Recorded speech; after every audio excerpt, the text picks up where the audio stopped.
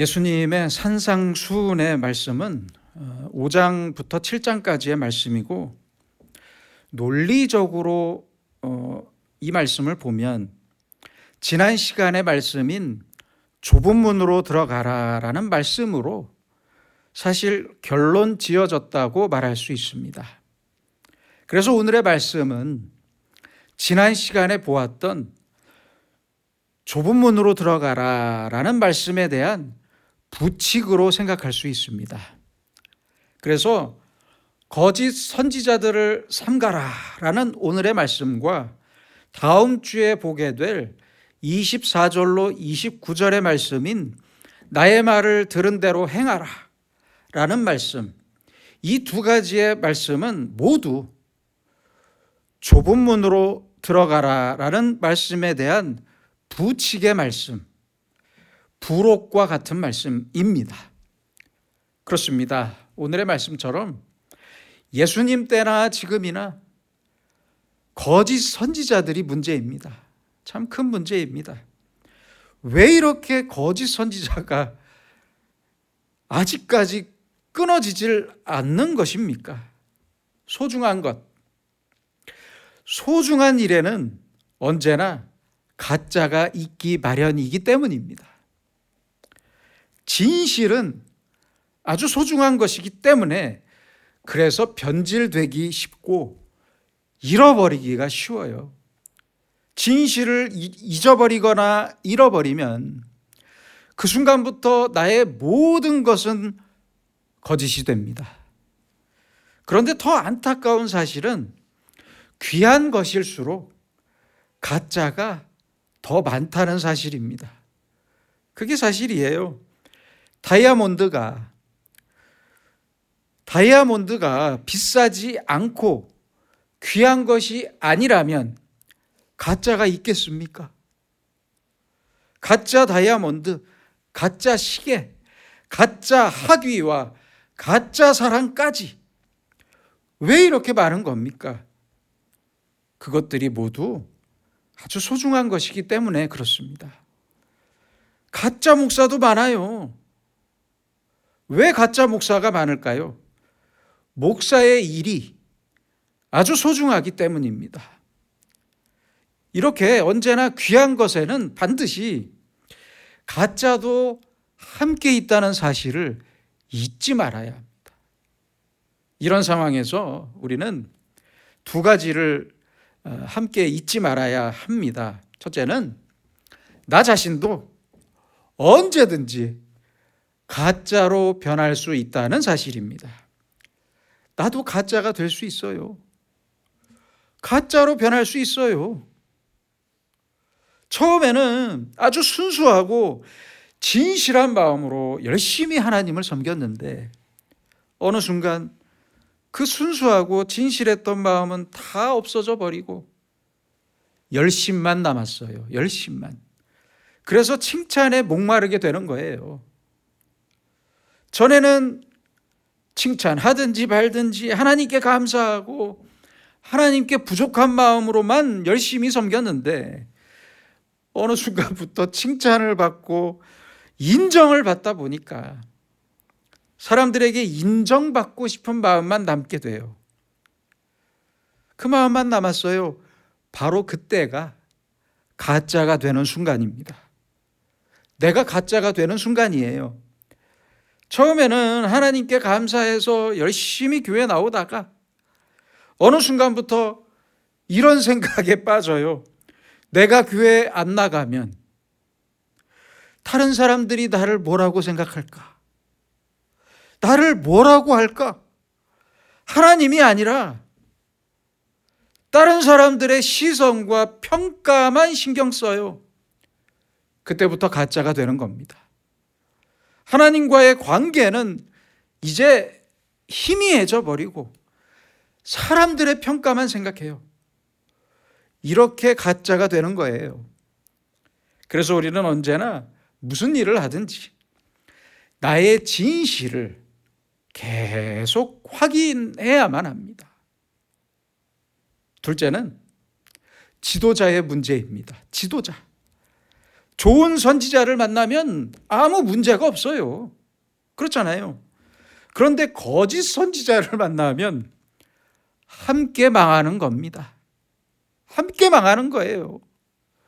그래서 예로부터 사람은 부모를 잘 만나야 하고, 배우자를 잘 만나야 하고, 친구를 잘 만나야 한다고 하는데, 또 중요한 사람이 한 사람 있어요. 선생님을 잘 만나야 해요. 선생님. 하나 더 있어요. 우리 교인들은, 그리스도인은 목사를 잘 만나야 합니다. 정말 중요한 문제예요. 그래서 기원 후 100년 정도에 기록된 것으로 추정되고, 사도들의 가르침으로 불리는 디다케, 가르침이라는 뜻의 디다케라는 제목의 책이 있어요. 그 책에 보면 이런 말이 있습니다. 참된 선지자를 만났다면 그를 존경하고 사랑하면서 그가 마음껏 일할 수 있도록 도와줘라. 그러나 거짓 선지자를 만났다면 빨리 그를 떠나라. 재밌죠? 참된 선지자를 만났다면 그를 전적으로 신뢰하고 따르라는 이야기예요. 그를 존경하고 깊이 사랑하면서 그가 마음껏 일할 수 있도록 도우라는 거예요. 이렇게 선지자를 믿고 사랑하고 따를 수 있다면 얼마나 귀한 일입니까? 그런데 반대로 거짓 선지자를 만났어요. 그러면 어떻게 해야 돼요? 빨리 떠나야 합니다. 빨리. 하루라도 빨리 떠나야 합니다. 거짓 선지자와의 관계를 끊지 못하고 주저하고 있으면 어느새 나도 그와 똑같은 거짓된 사람이 될 뿐입니다. 하루라도, 1시간이라도 빨리 떠나야 합니다. 그래서 우리는 전적으로 믿을 수 있는 선지자, 지도자와 함께 해야만 합니다. 예수님께서 마태복음 23장 3절에서 서기관과 바리새인들을 가리키며 제자와 함께 있는 무리에게 재밌는 말씀을 하셨습니다. 그러므로 무엇이든지 그들이 말하는 바는 행하고 지키되 그들이 하는 행위는 본받지 마라. 그들은 말만 하고 행하지 아니한다. 이런 서기관과 바리새인들 같이 반쪽짜리 지도자와 함께하면 얼마나 힘들겠습니까? 그런데 생각해 보세요. 말만 듣고 그들의 행위를 본받지 않을 자신 있으세요? 어떻게 그럴 수 있겠습니까? 그래서 예수님의 말씀은 그들과 함께하지 말라는 말씀이에요. 여러분, 재미있는 연구 결과가 과거로부터 지금까지 쭉 있어 왔는데요. 가정폭력도 유전이 된다는 사실 아십니까? 가정폭력도 유전이 돼요. 많은 연구 자료를 보면 가정폭력을 일삼는 아버지가 너무 미웠고 본받지 않겠다고 스스로 다짐도 했지만 어느새 자기도 나이가 먹고 결혼해서 아버지처럼 아내와 아이들을 학대하게 되는 사람들이 많다고 합니다. 적지 않아요. 아주 많대요. 그래서 우리는 참된 선지자를 잘 구별할 줄 알아야 합니다. 상당히 중요한 문제입니다. 오늘 예수님께서는 말씀하십니다. 거짓 선지자들을 삼가라. 거짓 선지자가 되는 것도 조심해야 하고 거짓 선지자를 넋놓고 따라가는 것도 조심하라는 말씀이에요. 거짓 선지자는 이렇습니다. 15절입니다. 양의 옷을 입고 너희에게 나아오나 속에는 노략질하는 일이라. 옛날에는 실제로 이런 일이 있었다고 합니다. 실제로 이런 일이 있었다고 해요. 도둑놈들이 다른 집의 양을 훔치려고 할 때 그냥 들어가면 양들이 놀라서 우니까 양털이 달린 양의 가죽을 걸치고 양처럼 네 발로 기어서 들어갔대요. 그럼 양들은 같은 양이 오는 줄 알고 조용히 있었는데 바로 그때 그 양들을 훔쳐갔다고 해요. 양의 옷을 입었지만 그 속은 이리입니다. 예수님께서는 이런 거짓 선지자는 당연히 하늘나라에 못 들어갈 것이고 거짓 선지자를 따랐던 사람들까지 마찬가지라는 말씀을 하십니다. 아주 중요한 말씀이에요. 22절입니다. 주여 주여 우리가 주의 이름으로 선지자 노릇하며 주의 이름으로 귀신을 쫓아내며 주의 이름으로 많은 권능을 행하지 아니하였나이까? 그러나 하나님께서는 뭐라고 말씀하십니까? 아주 간단하게 말씀하십니다. 내가 너희를 도무지 알지 못한다. 거짓 선지자도 귀신을 내쫓아요. 귀신을 내쫓고 병도 고쳐요. 기적을 행하기도 해요. 하지만 이런 기적을 행한다고 해서 무조건 참 선지자라고 생각하면 안 됩니다. 큰 오산입니다. 미국의 제임스 랜디라는 사람은 자기 앞에서 진짜 초능력을 행하면 100만 달러, 지금 환율로 15억 3,500만 원 정도가 되는데요. 자기 앞에서 진짜 초능력을 행하면 100만 달러를 주겠다고 제안하면서 아주 많은 사기꾼들의 정체를 밝히고 고발했는데요. 이 사람이 밝혀낸 사기꾼 목사들도 많습니다. 많아요. 우리나라도 그렇잖아요. 부흥회 가보세요. 부흥회 목사가 손짓만 하면 사람들이 쓰러진다면서 저 목사 대단하다고 하는데, 아니, 쓰러지면 뭐하고 안 쓰러지면 어떻습니까? 대체 왜 이렇게 멍청한 겁니까? 쓰러뜨리면 목사고 아니면 전도사입니까? 이런 일에 유혹되거나 현혹되거나 빠지지 마세요. 부흥회에서 아무리 죽은 사람이 살아났다고 하더라도 속지 마세요. 현혹되지 마세요. 엄청난 기적이 있다고 해서 그가 참된 선지자라고 하면 안 된다는 말씀이에요. 오늘 예수님의 말씀을 보세요. 주여, 우리가 귀신을 내어 쫓고 귀신을 쫓아내고 많은 권능을 행하지 않았습니까? 예수님의 대답은 아주 간단합니다. I never knew you. 내가 너희를 도무지 알지 못한다. 내게서 떠나가라. 꺼져라. 이 뜻입니다. 당장 꺼지라는 뜻이에요. 좀 더 설명하자면 이런 말씀으로 생각할 수 있습니다. 내가 행하는 일은 내 이름이 아니라 너의 이름으로 행한 것이다.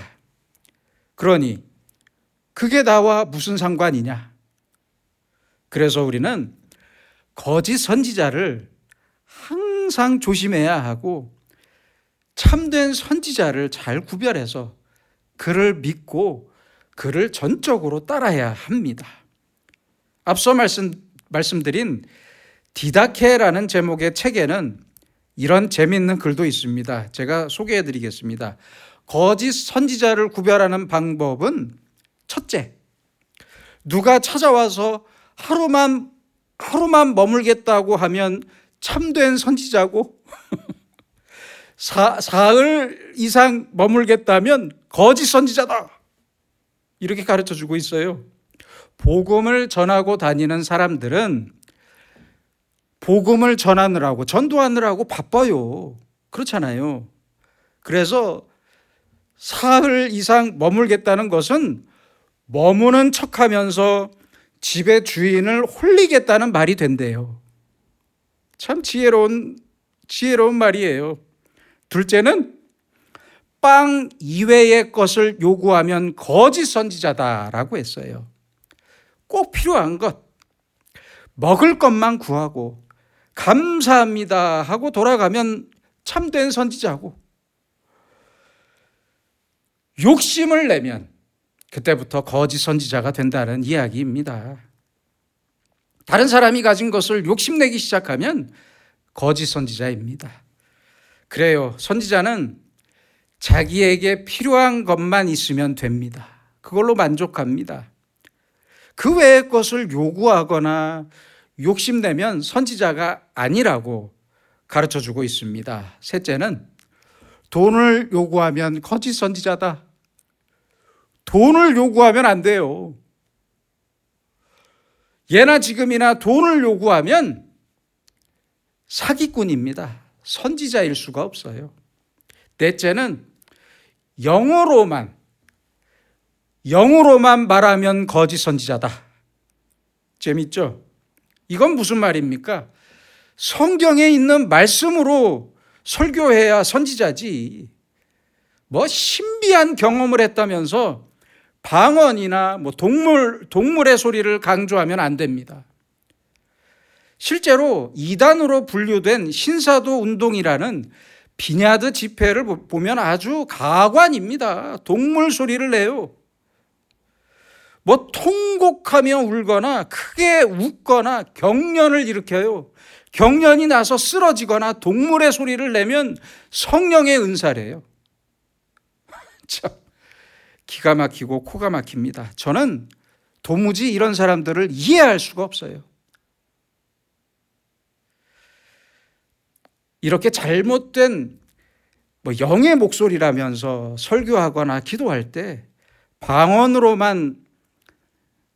기도하면서 방언으로만 하는 것은 거짓 선지자라고 가르쳐주고 있습니다. 다섯째는 남에게 말만 하고 행하지 않으면 거짓 선지자다 라고 했어요. 사람들에게는 기도하라고 하고 성경 읽고 사랑하고 봉사하라고 하면서 자기는 안 해요. 이런 사람은 거짓 선지자라고 가르쳐주고 있습니다. 실제로 통계를 내보면요, 목사들 중에도 가정폭력을 일삼는 목사들이 많아요. 모르셨죠?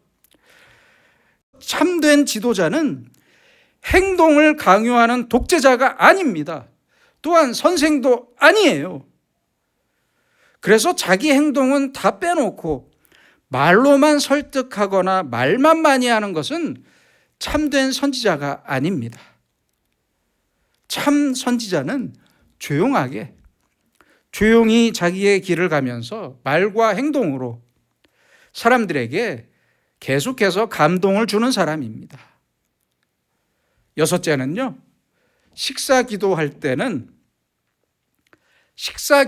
때 방언으로 기도하면 거짓 선지자다라고 가르쳐주고 있어요. 식탁에서는 짧게 기도하세요. 아니, 짧게 감사 기도하면 되지. 왜 요란하게 방언으로 기도해야 합니까? 길게 하지 마세요. 소화가 되겠습니까? 일곱째는 만일 다른 사람의 어려움을 돕자고 하면서 자기는 돕지 않고 남이 돕는 것을 비판하면 거짓 선지자다라고 가르쳐주고 있어요. 2000년 전이나 지금이나 상황은 똑같은 것 같습니다. 아무튼 우리는 거짓 선지자와 참된 선지자를 잘 구별할 줄 알아야 하고, 참 선지자에게 전적인 신뢰와 함께 참 선지자와 함께 한다는 사실에 항상 감사할 줄 알아야 합니다. 그래서 우리는 거짓에 빠지지 않기 위해서 꼭 기억해야 할 것이 있습니다. 첫째는 항상 겸손해야 합니다. 자기 자랑이나 자기 교만에 빠지는 순간 그때부터 누구나 거짓 선지자가 되는 것이고 거짓 선지자가 될 수밖에 없는 것입니다. 실제로 목사님들을 만나면 대화하는 중에 자기 자랑만 늘어놓는 목사들이 많아요. 목사들만 교만할까요? 그 교회 교인들도 마찬가지입니다. 실화입니다. 어느 교회에 미모도 뛰어나고 학벌도 좋고 직업도 좋은 청년 여성이 있었는데 몸이 너무 약했어요. 그래서 남편을 고를 때는 다른 거 다 필요 없고 병원에 간 적 없는 건강한 사람을 원했는데 운동 좋아하고 근육질의 건강한 사람을 만났어요. 그래서 결혼했어요. 그런데 교회 목사님과 교인들을 만나면 만날 때마다 남편을 자랑하기에 바빴어요. 그런데 하루는 남편이 테니스하고 돌아와서는 가슴이 아프다고 하다가 갑자기 쓰러져서 병원으로 옮겼는데 세상에 그 길로 세상을 떠났다고 합니다.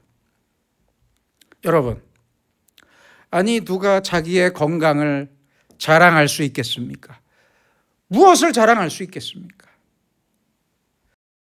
어떤 권사님은, 이것도 실화예요. 어떤 권사님은 병문안을 가거나 슬픈 일을 당한 사람에게 가서 늘 이런 말을 했다고 해요. 당신은 나처럼 기도 안 해서 그래.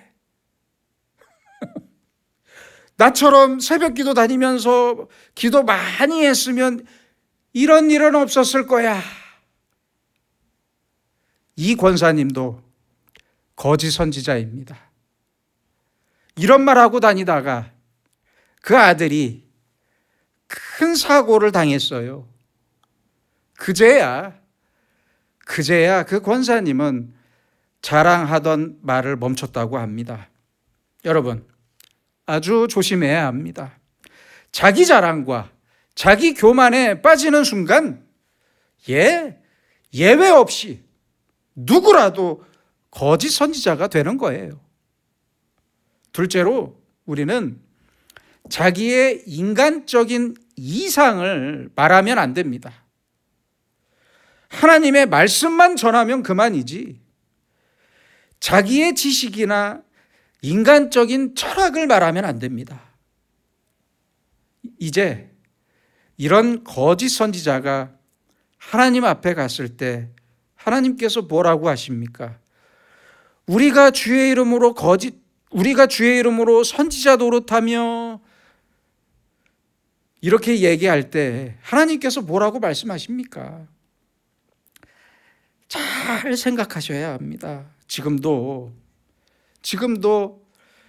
선지자 노릇만 하는 위선자들이 얼마나 많습니까? 그러므로 우리는 하나님의 말씀대로 살아간다고 할 때 항상 고민해야 합니다. 고민해야 합니다. 거짓에 빠지지 않고 위선자가 되지 않도록 내가 나를 계속 단속해야 합니다. 진실을 잃고 겸손을 버리는 순간 우리는 누구라도 거짓 선지자가 될 수밖에 없습니다. 내가 거짓 선지자가 될 뿐만 아니라 거짓 선지자에게 내가 계속 현혹될 뿐입니다. 거짓 선지자에게 빠져서 내 인생이 완전히 추락할 수 있습니다. 그러므로 우리에게 필요한 것은 언제나 진실이라는 사실을 늘 잊지 마시고 항상 주님의 말씀에 아주 겸손한 자세와 아주 겸손한 순종으로 살아갈 때 하나님께서는 우리에게 거짓을 잘 구별할 수 있는 지혜와 더 큰 겸손을 반드시 허락하실 것입니다. 기도하겠습니다. 우리의 참된 선지자가 되시고 구원자가 되시는 주님, 가짜가 진짜로 변하고 거짓이 진실이 되는 세상, 진실에는 관심이 없어 거짓을 쫓고 거짓을 기뻐하는 세상에 사는 저희에게 날마다 주님의 지혜와 겸손을 허락해 주시옵소서. 그래서 우리가 잠시도 진리를 떠나지 않게 하시고 진리에 머물 수 있는 낮은 마음과 좁은 문으로 들어갈 수 있는 용기와 밝은 하늘나라를 바라볼 수 있는 소망과 지혜의 눈을 허락하셔서 십자가의 주님만으로 만족하고 감사하며 기뻐하는 복된 주님의 자녀로 살게 하여 주시옵소서. 예수님의 이름으로 기도드립니다. 아멘.